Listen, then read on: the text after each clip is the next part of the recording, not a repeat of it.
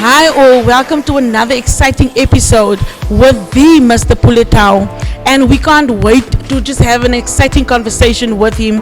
The last time we had an exciting conversation at the launch, but today we're just going to go deeper and just speak about more about his business. The last time we just had snippets of what he's doing, but today he will be telling us what he's actually doing. Sir, before I ask you how you doing, I would like to know what is the one thing that makes businesses fail in Kimberley. I would say unprofessionalism. From your experience, what would you say? For me, it's consistency. You can start anything that you want, but if you're not consistent, people will not buy into what you're trying to sell to them. Your business will not grow because you come and pause. People will tend to forget easily about you, but regularly when you are consistent in what you do, for me it's the ultimate consistency. Awesome, that is awesome. That is an awesome answer, because that is what we as business owners are struggling with. It's consistency and also being diligent and commitment as well.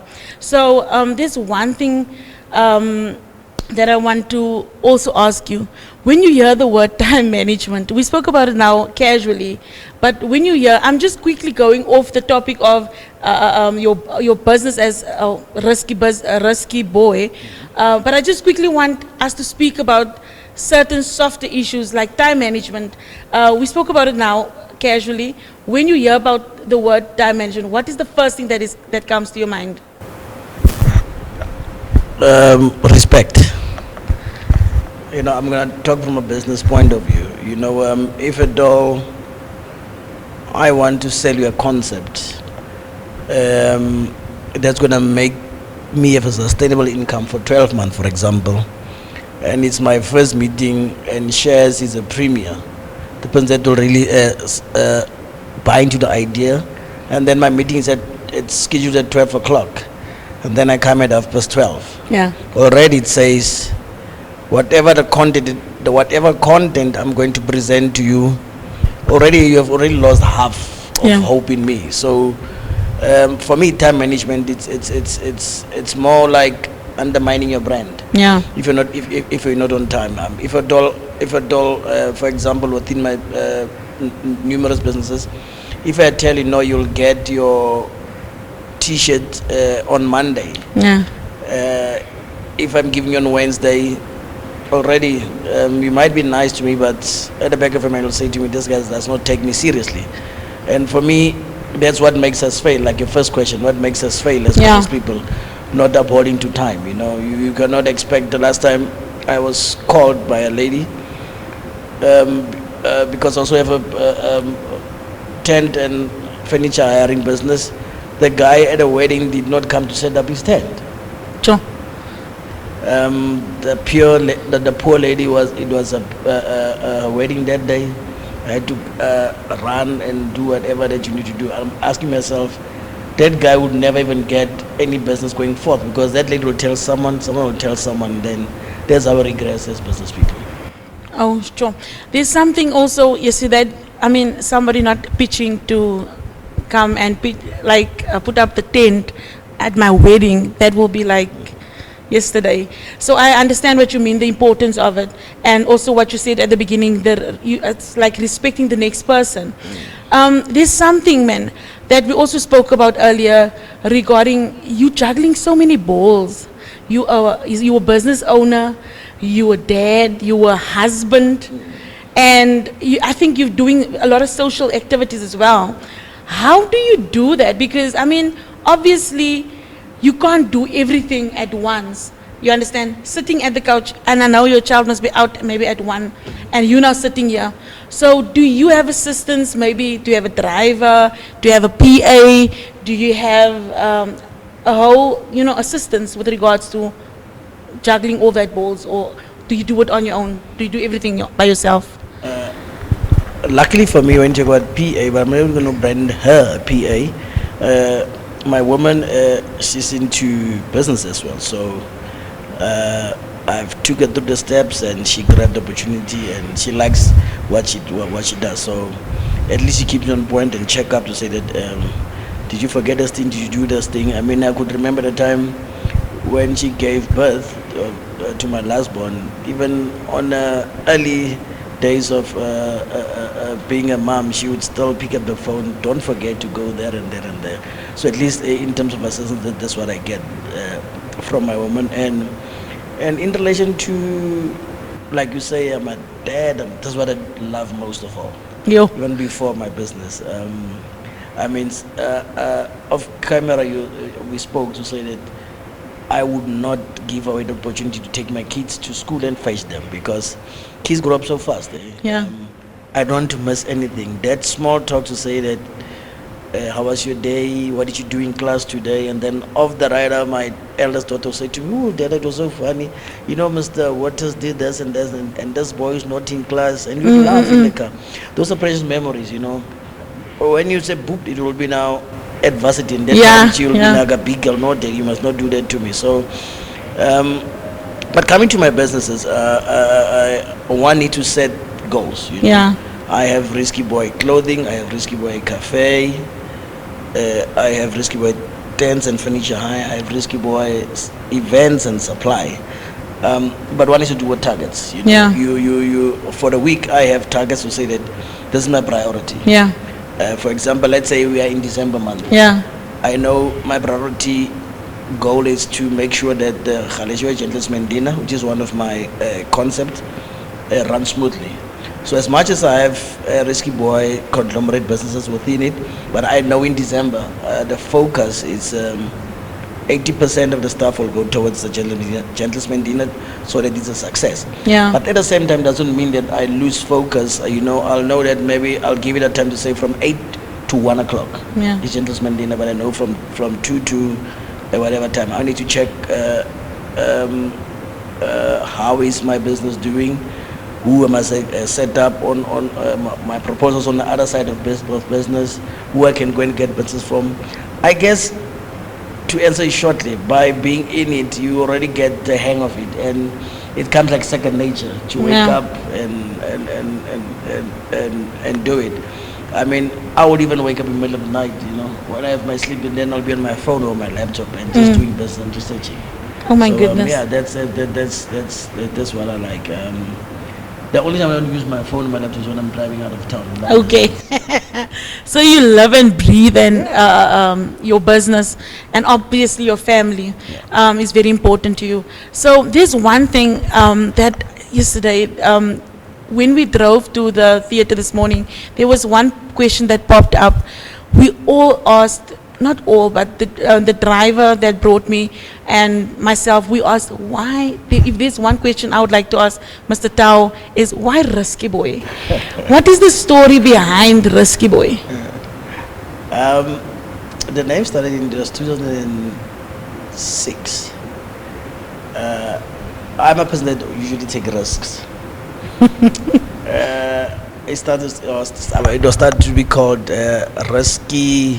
No, risk, what's it? And then, so no, this one is a Risky Boy, this one. Yeah. And then everyone started to call me Risky Boy, but the Risky Boy started from a risk taker.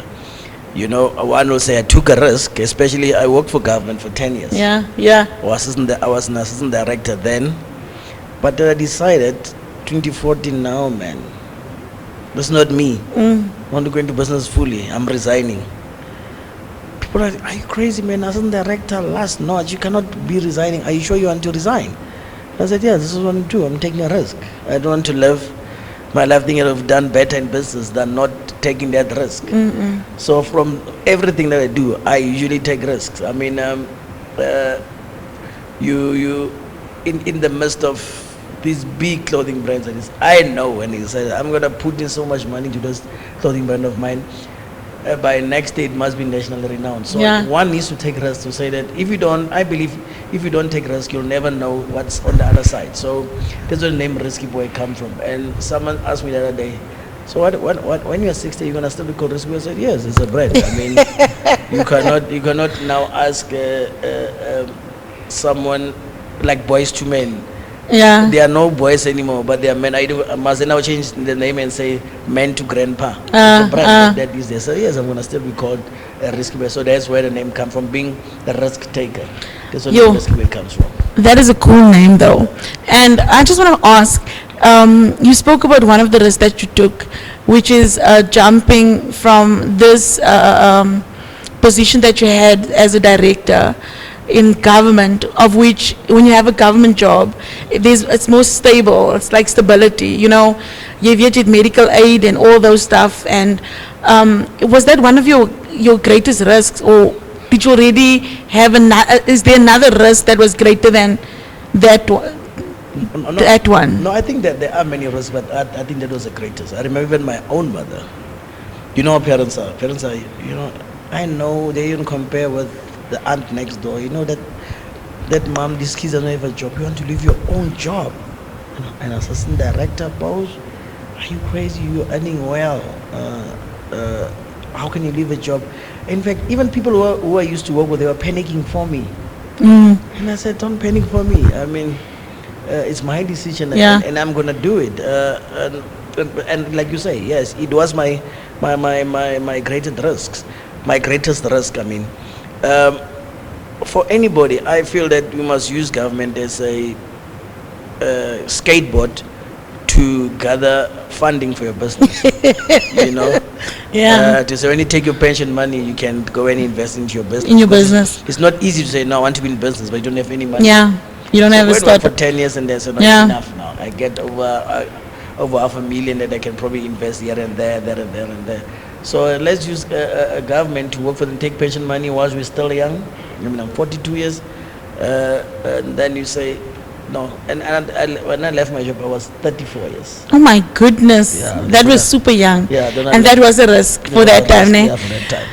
So, would you now say where you currently at that this the risky boy journey, like because you've got multiple, I can't say streams, but multiple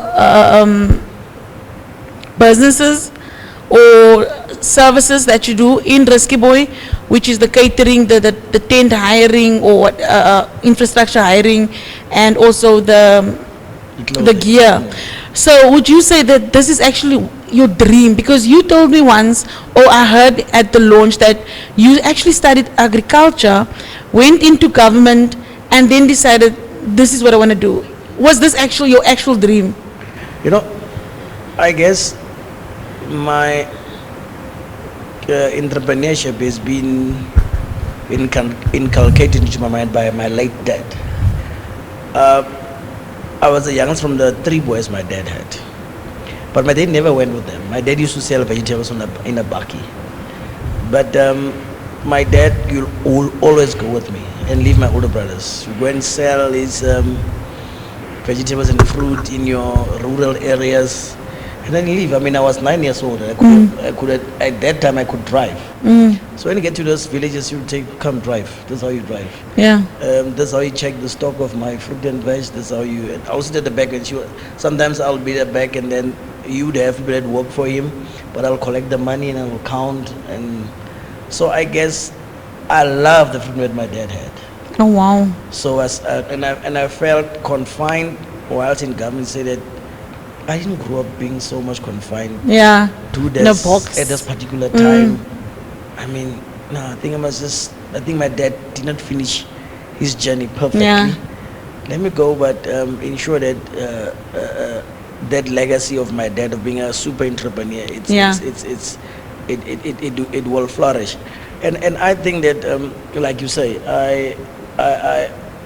I have my greatest thing is to see the Risky Boy conglomerate growing. You know, like I said to you, I'm a believer of passive, multiple streams of income. You know, when you have it, and then you know that if something dries up here, for example, if it's winter, people don't easily hire a stretch tent. They'll want to hire in a venue, so the sales go down. But with Risky Boy clothing, for example, I'll always sell. Winter gear. When it's summer, I'm gonna develop another spring gear and stuff like that. And for example, and I also have Risky Boy Events and Supply. Yeah. It's a company that I do usually with the government and other corporate companies with. But those one that I go and tender and fight for my piece of bread within government. Yeah. So multiple steps will come. Yes, we answer your question. Say, what's the greatest risk? Yes, because sometimes one will get. You get so lucky that you can even make your annual salary with the one project. Yeah, with one project. You know. Yeah. So it's been the greatest risk that I took, and I love, and I know and believe, because if you even don't believe, I don't believe, I'm still even very far from being successful. Yeah. I'm still going there, and I believe I will. We push, yeah. We push on a daily basis. So before we go on ad break, there's one question. Okay, you speaking about your your business now. You said where you currently are, like you're still pushing on a daily basis to actually to get to your dream or your goal, your main aim, of which you want to leave a legacy to your children, I believe. Personally, we spoke about personally, is where you currently are. Is that also your dream, having 3 children, family guy? It has been my existence, in fact, my nerve, what pushes me in the evening, at night, during the day to go and attain more, it has to be my kids. I have 2 beautiful daughters and 1 son.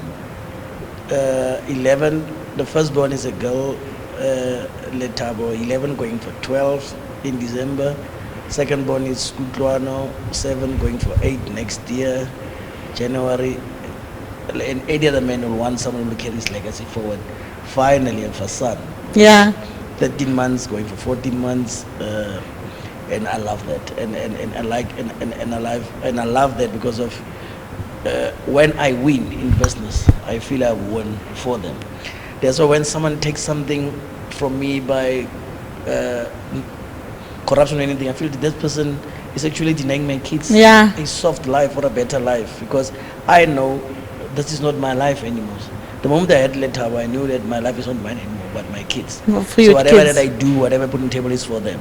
Is it? Yeah. Okay, that's awesome. You know what? You didn't even have to say it in so much words, because we can actually see it there. Because you always bring them to events, or we always see your kids with you. So that already is a statement, because there's a lot of young children that's growing up without their dads, and we need to give you an applause for just being a present dad. So now, after this great session that we had, we are going now for a break, so see you now.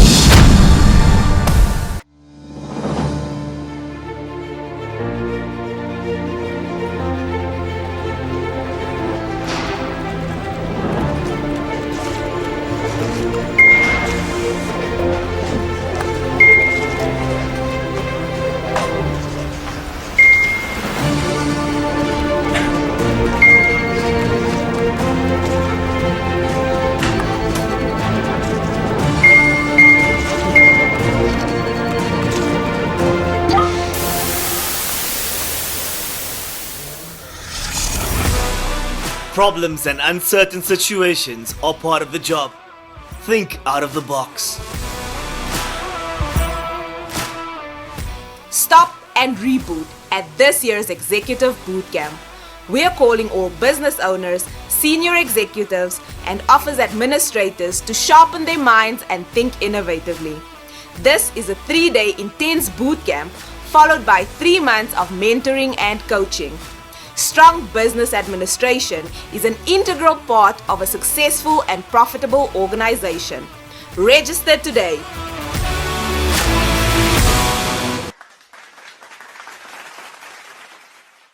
We want to go deeper, man. And there's one thing that I love speaking. I always have this conversation with my friends, sir. Since you were, I just want to throw this one in. Since you were in government, a government official, I just want to find out, man, systems, processes, procedures. Do do you know anything about it? Like, because I believe, I just heard you speak about your business, all the multiple functions and stuff that you do, and that you're running around. And I asked you, do you have assistants and stuff? But this one thing that stood out for me, where you said that you do business development. There's certain things that you need to do as a director. You need to go look for work and stuff. So I'm in business. I'm like a baby in business. So you guys are like, how long are you in business now? 9 going for 10. That's longer than me. I said not even 9. I remember I had business when I was government 3. I'm 9. I started 2001. No sing, this better lang. So I want to find out, with all these things, if something happens to you now, okay, 2017, I heard this as Nisne, as kindernies. Ons was van Kimberley. So I heard in May 2017 something happened to you. Can you explain to us what happened to you? The reason why I'm asking you this question, because as a business owner, I'm a business owner, and if I don't have staff or anybody like that can take over certain services or my duties on a daily basis, my business is dead. There's nobody. So in May 2017, were you still in government, or were you in business already? I was in business. Oh, you were in business. So rumors, people are now talking out there saying that you were in an accident, which was a serious accident though. I mean, and if you were gone, sir, if you were gone, we wouldn't have heard about Risky Boy, because I only heard about Risky Boy like 2 years back. So, okay, so let's quickly rewind back. Can you tell us about that story? Maybe, yeah, can you tell us about that story, and then we can go back to the business side of it? No, it was one of my darkest moments, I just resigned from my position of being an assistant director of the education department 3 years down the line. Like I say, I'll always be running, doing business. Yeah. I was involved in a car accident, and I was on duty doing business. I was on my way to Calvinia. I was supposed, after ensuring that the truck has delivered everything in Calvinia, then we'll go to and deliver in Springbok. So I won a tender at the education department, but I was responsible for that supply within the Namakwa district. So it was early hours of the morning of the 25th of May. I was, luckily for me, I'm a deep sleeper. Yeah. So like you say, you always have someone that must assist you. Yeah. So may his soul rest in peace now. Someone that assisted me, and especially when he drove far. So I was fast asleep, and then we were involved in a car accident, only for me to wake up 2 months out of a coma. Yesterday. That time when I woke up out of a coma, I could not feel my legs. The only lump that can move was my neck. I had casters over it. I had all my legs were in casters, like you call it, in ice cream. Yo. I had a big cut behind my head where you can't even see my skull, because the car, when it rolled, we went out through the windows, and we were like almost a kilo away from the car. Just stay. But it went on, and then like you mentioned, family and kids. Yeah. That time I had 2 kids. That time Letabo was 6 years, going for 7. Yeah. Kutluano at that time was 2 years. I remember that time later I was staying with the mom in Johannesburg, and she came. When I was discharged, there were 2 days after being discharged, she came into her bedroom. So I decided, because my bed is a sleigh bed, is flat. So Yeah. I asked, can I please just maybe we move to my daughter's bedroom, because the bed is a little bit higher, so Yeah. for my spine. And that time, mind you, I was told I was not going to work again. Yo, Doctor said to me, I'll be paralyzed for life. yo. I remember saying to one doctor, "You are not God. I'm going to work here. I'm gonna fight up until I'm back on my feet again." I lived. That's even nothing. I put on diapers on. Yo. I could not do anything. I mean, that pot that people use who are disabled for number 2, it was hurting my spine. Yeah. So only thing I could do was to put in a diaper. Yeah. That how bad it was. Yo. My daughter came in. You know, when she came in, that's when there's my defining moment. She came in and she led the room with a smile. Dada. Nice shame. You know, that's when I said to myself, now I must fight. This child didn't see a disabled man, but she saw a father. Yo. And I said, now I must fight on. There's no way that I'm not going to fight. This child just gave me a reason to fight on, because I must stand up and wake up and then work for her and her baby sister. That for me was a defining moment. I fought on every day of my life. I remember the same night when she came, she was told she must go sleep in the village. And she said to me, but anyway, this is my bedroom. I'm going to sleep with my dada. I missed my dada. And she slept with me, and that day I was so complete, and I knew I had to fight on. 11 years down the line, I could feel my legs again. Oh, wow.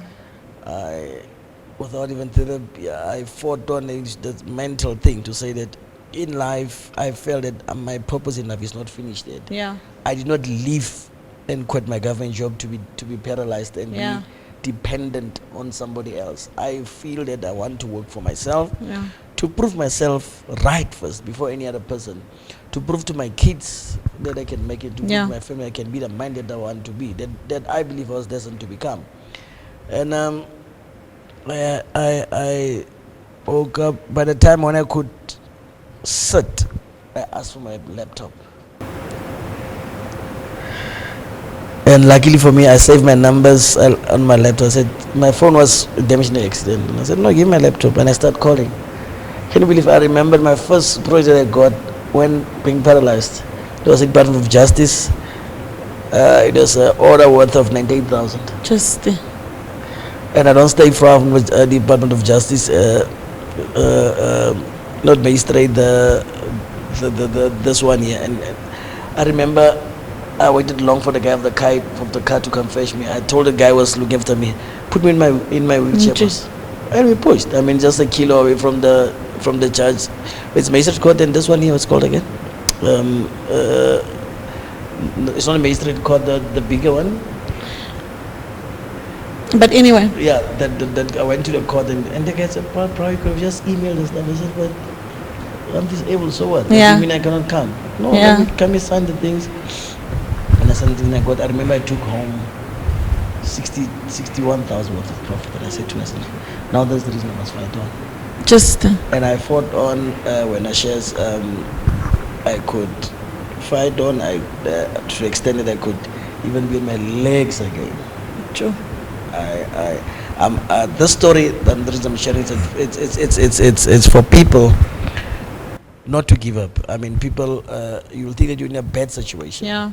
But if your mind, it's at the right peak, you will fight on. Especially in a family, you have to fight on, and then you.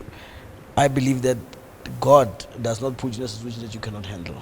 Yesterday. Yeah, if you people that saw me, some of them they still can't believe that I'm here today. You know what? Your story. I don't think. While you were talking, I was thinking, the story can maybe inspire somebody else that maybe went through the same thing. But now I'm thinking, it's also for us, because you can walk. You can talk, you can touch, you can do all these things. But sometimes, it's also hopeloos, man. Like, hopeless. Like, you inspire me. It's like, hey, girl, I can haal you $98,000. Yeah. Like, you've got everything. But I love what you just said. It wasn't just a physical battle, because obviously you had to do the exercises, you had to do that part, but it was also a mental fight. Saying that, listen, so say that you were not actually, yes, were fighting for your family and your daughter that was seeing you in this situation, but also for yourself. You understand? I believe these no other boodskap wel. I didn't know it's going to turn out in this thing, but for me, you're inspiring me. To be honest, ek is ernstig, sir. You're inspiring me, because we're going through so much stuff that small things make you tired, like make you lose hope. Stupid goede man, and then there's people with real issues, real stuff that happened with them, and that's actually pushing, you understand. And your story really, I believe it's gonna, if there's people that went through the same thing, and even people that's like in my condition now, where I was never in an accident, nee, but heerlikheid, we going on as like disabled man, like ons beklein man, ons is moeg man. Shares, like today, I have 5 years using one hand. Yesterday, My right hand is nerve damaged. I use one hand for the last 5 years. But did that pull me down? No. My mind is still there. Luckily for me, you are like this. I'm not a drummer who uses his hand to play drums. I'm not a painter who uses his hand. And I was a righty, by the way. I had to learn to be a lefty. Oh my goodness. So this was my strong hand. It's now nerve damage. And every day of my life, I work in chronic nerve pain. But I still wake up and go fight and go attain for the betterment of myself, betterment of my life, betterment of my kids and family. This. And I'm a one person that say, I don't want to prove anybody right or wrong. I want to prove myself right, to say that the risks that you took, they came into fruition in a positive way. So yes, this is powerful. Yesterday, broer, jy inspire my hoor, because we can get a stupid thing. There's a small thing that goes wrong, and dan lyk dit jou hele lewe wil in mekaar inval. And then there's really people with, I mean, you saying, imagine it's a righty. Ek is ook a righty. Yeah. But if something had to happen with my, ek sal gevoel die hele wêreld, and iemand vir my skryf. You look at the good side. You said, oh, God didn't take my mind away. You're still powerful. You're still brilliant, Pule. You can still think how to make money. You don't need this right hand. One thing that I want to speak about, with regards to, I didn't forget the system story, and it goes hand in hand with the accident and everything. As a one-man show, as a small business owner, as jy nou nie daar gewees het nie, like if you didn't make the accident, dankie Here dat jy nog hier sit saam met ons, that you're still sitting here with us. What would you advise young business owners and like us, and also that's now how can I say, doing business the way we doing it?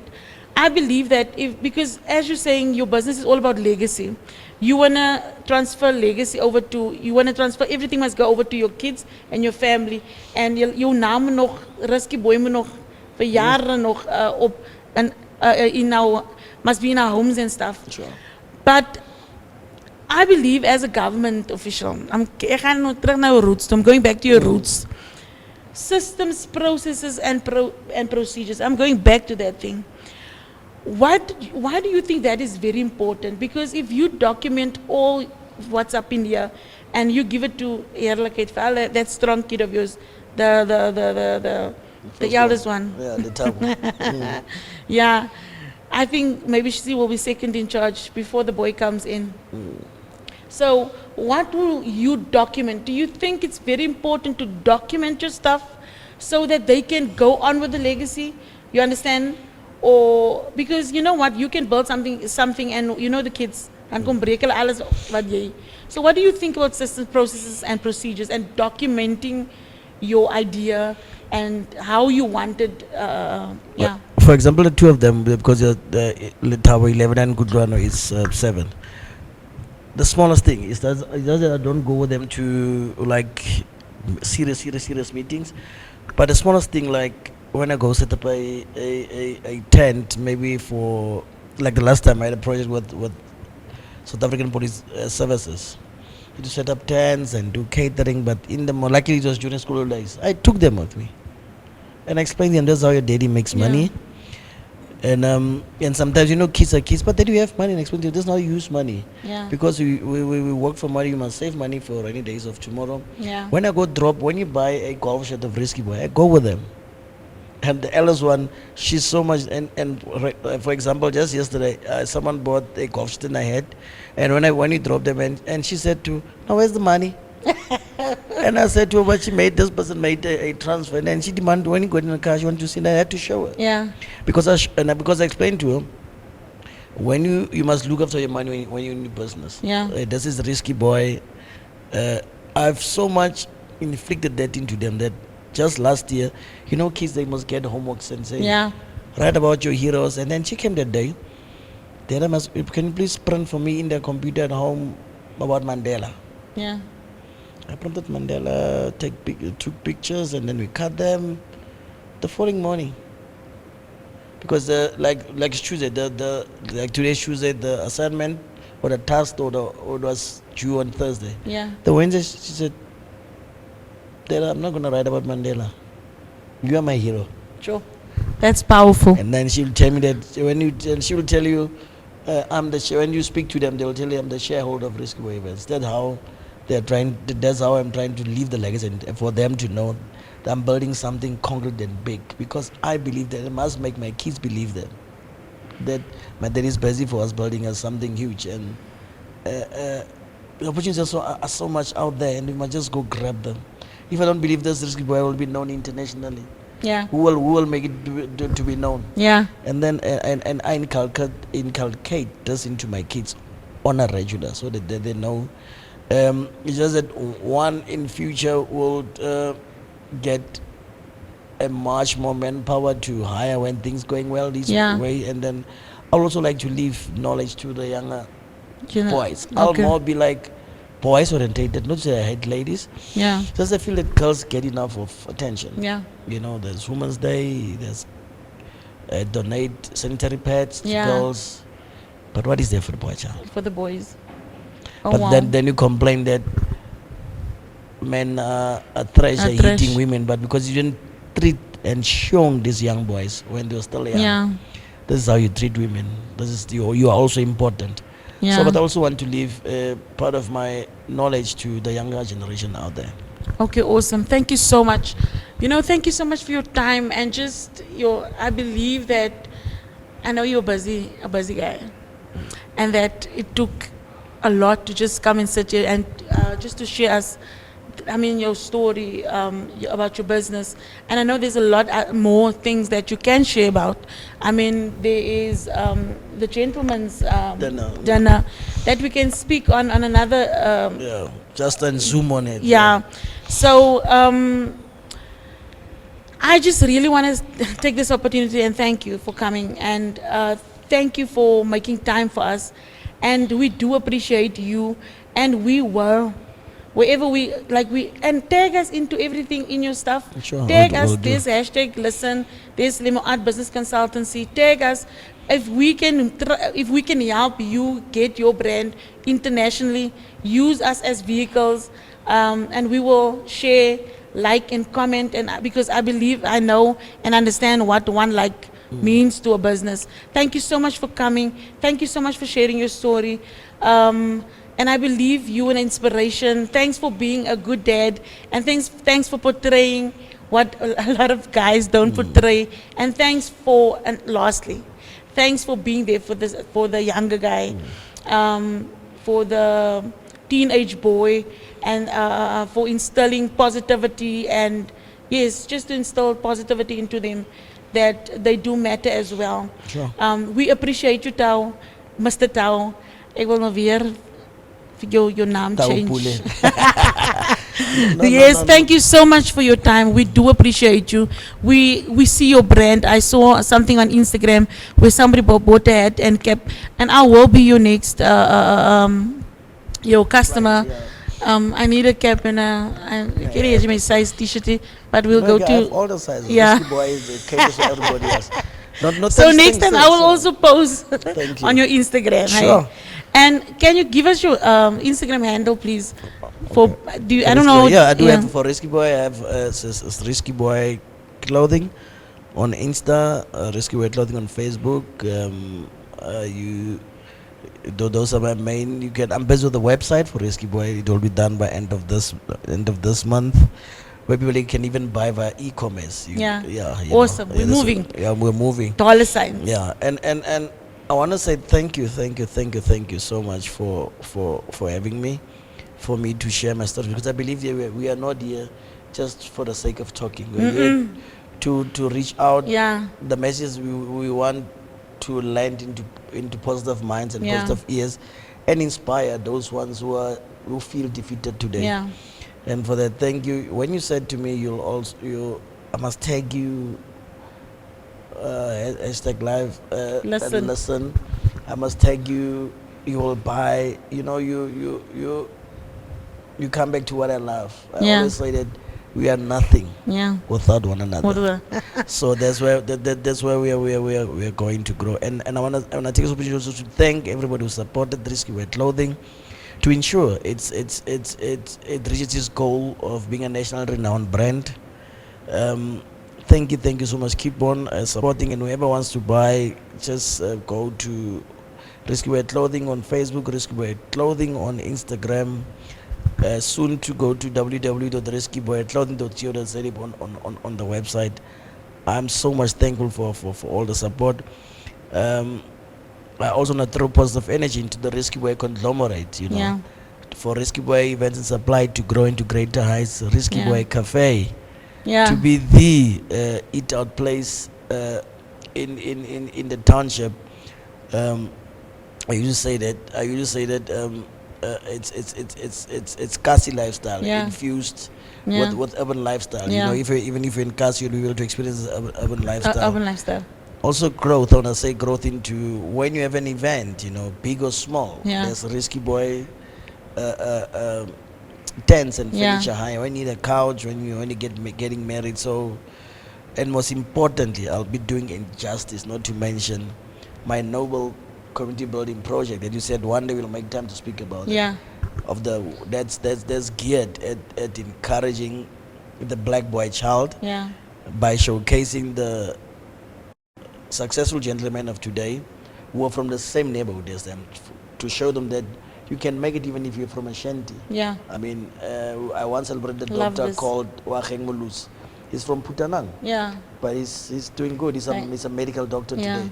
So I'm just trying to show kids, if you're in a shanty today, you can still make it in your life. It doesn't Yeah. mean you are what you are now in your life. So also big ups to the Khalishewe Gentleman's Dinner as well.